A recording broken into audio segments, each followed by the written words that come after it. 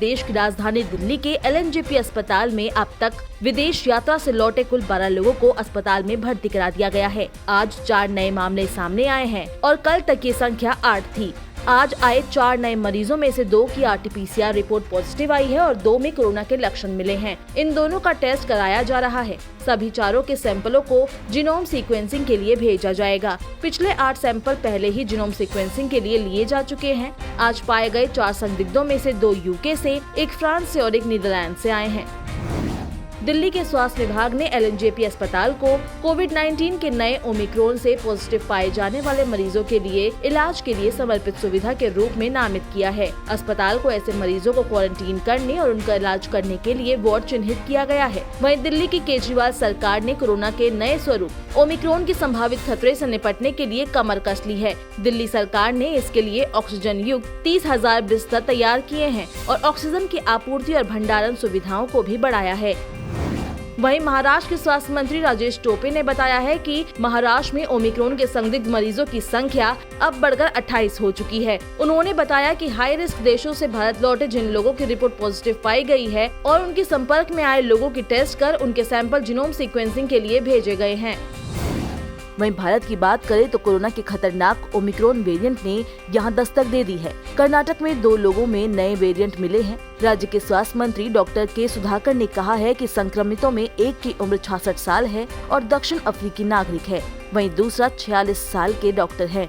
राज्य में नए मामले सामने आने के बाद स्वास्थ्य मंत्री ने हाई लेवल मीटिंग भी बुलाई। इसी बीच राजस्थान के जयपुर में दक्षिण अफ्रीका से लौटे एक ही परिवार के 4 सदस्य कोरोना पॉजिटिव मिले हैं।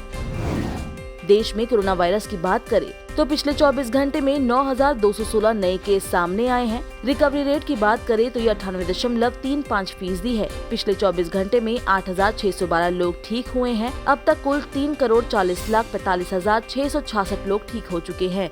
डेली पॉजिटिविटी रेट की बात करें तो ये 0.80% है। वीकली पॉजिटिविटी रेट 0.84% है, जो पिछले 19 दिनों से 1% से कम है। देश में एक्टिव केस का आंकड़ा बढ़ गया है। अब 99,976 एक्टिव केस हैं, जो कुल मामलों का 0.29% है। पिछले 24 घंटे में 73,67,230 लोगों का वैक्सीनेशन हुआ है। कुल वैक्सीनेशन की बात करें तो ये आंकड़ा 125,75,05,514 हो गया है। हिमाचल प्रदेश के लाहौल स्पीति में बर्फबारी शुरू हो गई है। रोहतांग दर्रा और उसके आसपास के इलाकों में बर्फबारी हो रही है। वहीं कुल्लू में 2 दिनों से बादल छाए हुए हैं। मौसम के बदलते मिजाज को लेकर हिमाचल प्रदेश प्रशासन ने अलर्ट जारी किया है। दिसंबर शुरू होते ही राज्य में तापमान में गिरावट भी शुरू हो गई है। वहीं बर्फबारी का दौर भी जारी है। लाहौल स्पीति, कुल्लू और मंडी जिला के पहाड़ बर्फ से चमक उठे हैं।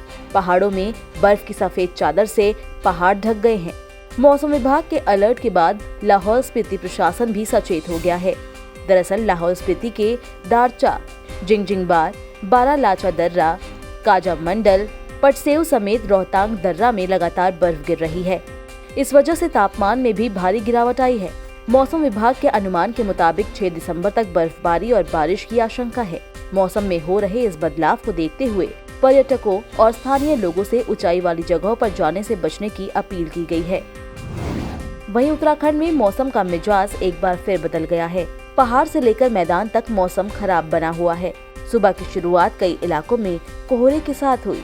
वहीं अधिकतर इलाकों में बादल छाए हैं, जहां ऊंचाई वाले इलाकों में हल्की बारिश और बर्फबारी के आसार हैं। मौसम विभाग ने गुरुवार को 2 जिलों में बर्फबारी को लेकर येलो अलर्ट जारी किया था, जिसके बाद चमोली जिले के जोशीमठ, बद्रीनाथ, केदारनाथ मंदिर, उत्तराखंड में ऊंचाई वाले इलाकों में सर्दियों के मौसम की पहली बर्फबारी हुई। पहाड़ों से नीचे के इलाके की बात की जाए तो राज्य में कई जगह हल्की बरसात हुई या रिमझिम होती रही। मौसम विभाग का अनुमान भी कुछ इस तरह का था कि 2 दिसंबर से 7 दिसंबर के बीच हल्की बारिश और ऊंची जगहों पर बर्फबारी होगी। बारिश और बर्फ गिरने से प्रदेश में मौसम काफी ठंडा हो गया है। दिल्ली एनसीआर में बढ़ता प्रदूषण कम होने का नाम नहीं ले रहा। वायु प्रदूषण को लेकर केंद्र सरकार ने टास्क फोर्स का गठन किया है। केंद्र सरकार ने सुप्रीम कोर्ट में हलफनामा दाखिल कर इसकी जानकारी दी है। बता दें कि दिल्ली में वायु प्रदूषण को लेकर सुप्रीम कोर्ट काफी सख्त है। आज सुप्रीम कोर्ट में सुनवाई के दौरान सोलिसिटर जनरल तुषार मेहता ने बताया कि सरकार की तरफ से प्रदूषण से निपटने के लिए एनफोर्समेंट टास्क फोर्स और फ्लाइंग स्क्वाड का गठन किया गया है। ये टास्क फोर्स 5 सदस्यों वाली है और इसे विधायी शक्तियाँ भी दी गई है। टास्क फोर्स के पास सजा देने और प्रिवेंटिव विधायी शक्तियाँ भी है। केंद्र सरकार ने सुप्रीम कोर्ट में दिए अपने हलफनामे में कहा कि 17 फ्लाइंग स्क्वाड सीधा एनफोर्समेंट टास्क फोर्स को रिपोर्ट करेगी। सरकार ने कहा कि अगले 24 घंटे में फ्लाइंग स्क्वाड की संख्या बढ़ाकर 40 कर दिया जाएगा। वहीं इसमें बताया गया है कि प्रदूषण के मद्देनजर राजधानी दिल्ली में आने वाले ट्रकों पर रोक जारी रहेगी। हालांकि सरकार ने ये भी बताया है कि केवल आवश्यक सामान वाले ट्रकों को प्रवेश मिलेगा। हलफनामे में कहा गया है कि स्कूल अगले आदेश तक बंद रहेंगे।